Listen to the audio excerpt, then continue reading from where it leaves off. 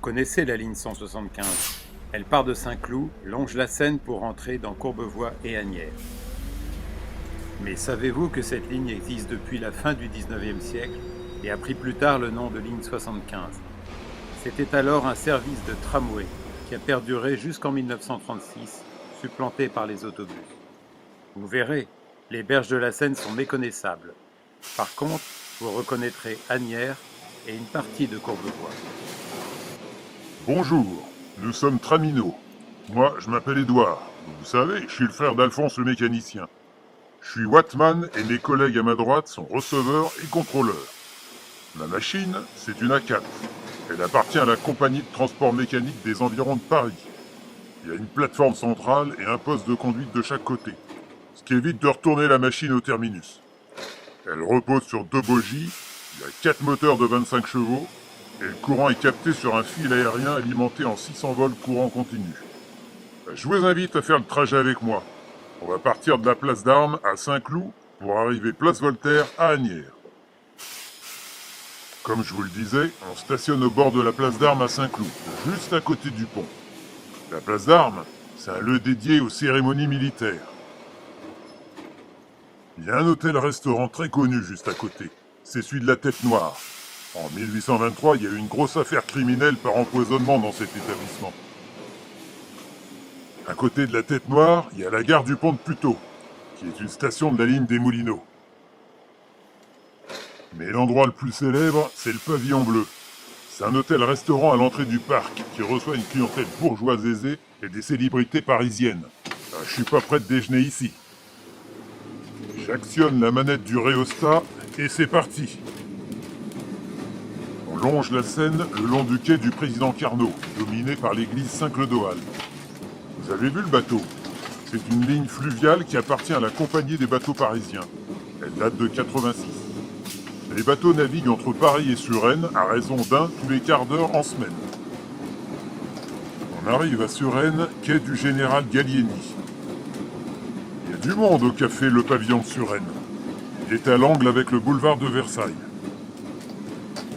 On passe le pont, je coupe les moteurs, je serre la manivelle de frein, et nous voilà à la station Pont-de-Suresnes.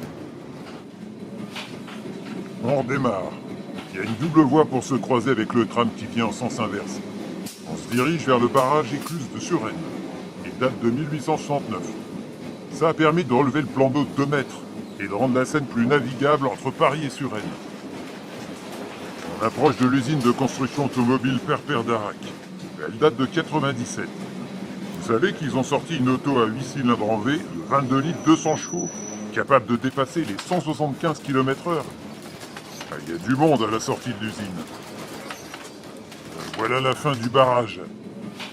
On arrive à Puteaux, sur le quai national, au niveau de la centrale électrique Ouest-Lumière. Elle date de 1902 et fournit l'électricité pour une bonne partie de l'Ouest parisien. Et donc, notre tramway. Ça, c'est l'atelier de construction de l'artillerie. L'usine appartient à l'armée française. Et conçoit et fabrique des armes comme des mitrailleuses, des canons, des tourelles de chars. C'est de là qu'il est sorti le canon de 75. On continue notre route le long de la Seine.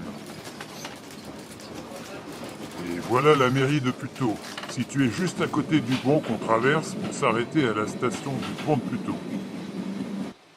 J'actionne la manivelle du rhéostat et on démarre. On arrive à l'usine de Dion-Bouton. C'est le plus important constructeur automobile et de moteurs du monde. Et l'usine est aussi la plus grande du monde, avec ses 22 000 m². On roule vers le pont de Neuilly. On croise le dépôt de tramway où on gare et on entretient nos machines. On monte la rampe qui amène au pont de Neuilly. Le pont, c'est Perronnet, le fondateur de l'école des ponts et chaussées qu'il a conçu en 1772. Passé le pont, on est à Courbevoie. On descend la rampe du pont pour arriver sur le port de Courbevoie. Et on emprunte la très commerçante rue de Paris, entre le port et la place Victor Hugo. On débouche sur la place et on va prendre sur la droite la rue Victor Hugo. Le tramway qui arrive de la rue de Beson, il vient de la gare de Colombes. C'est la ligne 76. Ça, c'est le pensionnat Corumel. C'est une école privée réservée aux jeunes filles. On prend sur la gauche la rue de l'Hôtel de Ville et on roule vers le square. À droite, c'est le marché Gravet. Il existe depuis 1886. On a réduit la surface du square pour l'installer. On roule au niveau de l'Hôtel de Ville. Il date de 1855. On longe le square. La côte est raide. Et on arrive place Hérold. On tourne à droite dans la rue de l'église. L'église Saint-Pierre-Saint-Paul a été construite en 1790, en pleine période révolutionnaire. Faut oser. On va tourner à gauche dans le boulevard Saint-Denis. Il va jusqu'à Asnières.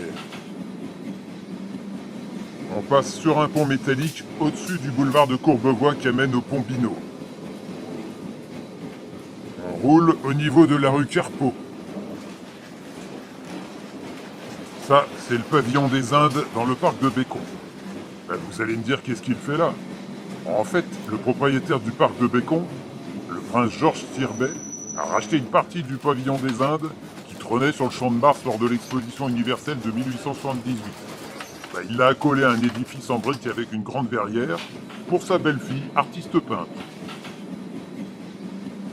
Et voilà la biscuiterie Georges. Elle occupe 10 000 m² entre la rue Franklin et Édith Cavell. Elle a été fondée en 1885.